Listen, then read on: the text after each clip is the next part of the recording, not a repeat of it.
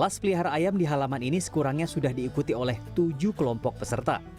Soraya Cassandra, yang akrab disapa Sandra, sebagai pengajar dan penggagas kelas ayam di halaman dari Kebun Kumara, tidak mengira antusias warga kota sangat tinggi untuk belajar mengelola sampah organik sendiri sekaligus mendapatkan telur segar dari halaman rumahnya dengan memelihara ayam.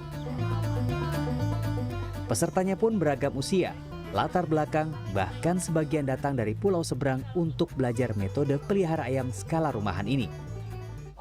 Jadi intinya sih sekeluarga tuh emang pengkonsumsi telur lah ya.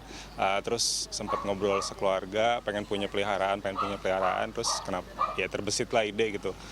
Pengen punya ayam di rumah, terus browsing-browsing di Instagram ngelihat ada kok kayaknya lucu juga nih, ternyata juga selain istilahnya bisa dapat telur, daging, bahkan bisa juga ada dapat kompos gitu, bisa memanfaatkan juga sampah rumah tangga gitu. Menurut Sandra, di antara tips utama keberhasilan pelihara ayam rumahan adalah desain kandang yang tepat agar ayam tetap sehat dan yang terpenting tidak berbau. Ini cukup menarik ya. Memang orang jadi merasa selain dari berkebun, gaya hidup yang lebih sehat dan lestari itu ternyata bisa dimulai juga dengan pelihara ayam gitu. Jadi ada kebutuhan tentunya akan telur segar, kebutuhan untuk pengolahan sampah rumah tangga, dan bagaimana itu sebenarnya bisa diintegrasi. Jadi keduanya bisa dilakukan bersamaan. Ini jendela dari kandang ayam kita yang kalau dibuka, ini adalah tempat dimana kita buang sampah sisa makanan.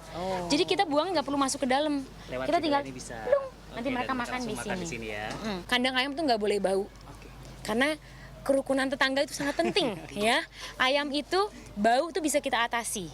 Tapi kalau bau itu harus kita mitigasi, dan caranya adalah dengan daun-daun kering ini. Ini jadi sisa-sisa semua tanaman kering ya. Betul, semua daun kering ini sengaja diletakkan sebagai alas kandang. Dia yang menyerap bau dari kotoran ayam, dia juga yang menyerap bau dari sisa makanan yang kita buang. Jadi selama masih ada bau, itu harus buang lagi ada daunan kering. Jadi daunan kering itu terus sampai nggak ada bau. Itu solusi untuk mengatasi bau plus untuk dapat kompos. Kompos itu kan nggak cuma dari sisa makanan, Mas.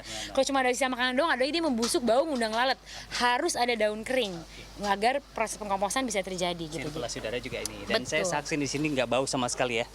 Oke, jadi kandang ayam ini di halaman rumah ini bukan hanya sebagai solusi untuk dapat protein yang dekat atau di rumah, tapi juga untuk solusi pengelolaan sampah organik dan rumah tangga.